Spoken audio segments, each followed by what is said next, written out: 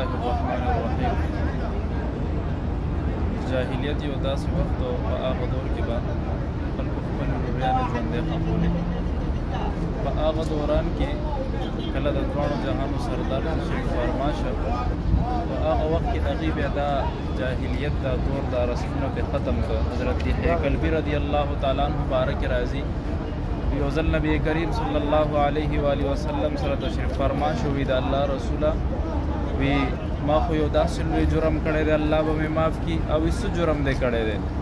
وی زه په سفر باندې یو ځل لاړم، نو په هغه سفر کې وی زما سفر د کلونو وی چې کله را واپس شم، نو په هغه دوران کې وی زما ښځه د امید نه و، ما ورته وی که چېرته اولاد مې پیدا شي که هلک وي ویې ساته که جینۍ وي دفع نه کړه.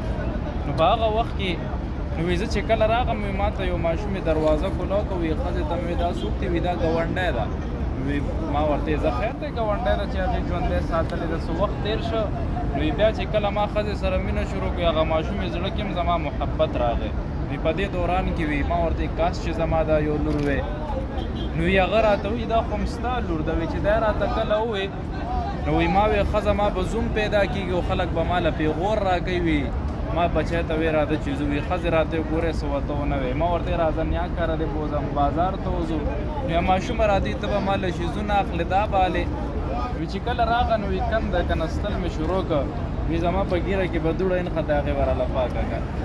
وی بیا به کله څه نور څه داسې عمل به مې وشو، راځي اباجان بس دی ګرمي د واپس ځو. نو هغه ډېر زیات افسوس وکړو.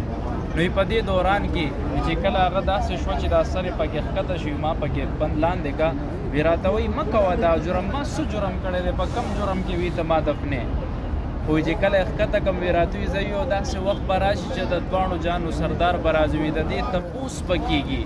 وی اذا الموعودة سئلت، قرآن مجید کې الله تعالی فرمایي وي چې کومې ژوندی لوڼه ښخې شوي دي د دې تپوس به کېږي. نو په هغه وخت کې د الله رسول ډېر زیات وژړل. صحابه راپاڅېده، وی اې د یحیی وی د الله رسول دې نن ډېر زیات وژړل. د الله رسول له ورته بیا ووایه چې بیا وی بیا ډېر زیات وژړل. لکه داسې یو دور په اسلام نه مخکې تېر شوی دی، په کفر کې هغې به دا لوریانې دلته دفنولې. خو دې عرب دا معمولي ځای هم د حرمینو سره نږدې نه پرېږدي. دلته زه مخکې یو انجینر سره راغم، هغه راته وایي اوس هم دلته کار کوي. هغه ما ته وایي وی دې څو ځل دلته مشینونه ښکته که دا تاسو ته به دا زړونه ښکاري دا منځ منځ کې. وایي دلته چې ښکته کې وي یا څه چغو اوازونه روځي یا د وینو څه دارې راوځي. نو وی هغه وخت نه وي دې په دې باندې کار نه دی کړی، ګینې ګیر چاپېره یې روډونه هم تېر کړي دي، دا سړکونه هم دي، خو نور کار یې پرې نه دی کړی. نو دا هغه ځای دی چې کوم ځای کې د عربو جاهلیت په دور کې دا خپلې لوریانې دفن کولې. په عربو کې بیلنی کس چې چا لوریانې دفن کړي دي قیس بن عاصم. د دې وجې نه وی هسې نه وي زما لوریانې چېرته د کمتر سړي سره نکاحګانې ونه کړي، نو زما بېعزتي به وشي. نو دا یو لوی ظلم په تاریخ کې شوی دی او د جاهلیت د دور تاریخ و. حالانکې لوریانې خو د مینې نه ډکې وي او هغې سره انسان داسې مینه کوي چې د ټول تکاوټ یې ختم شي.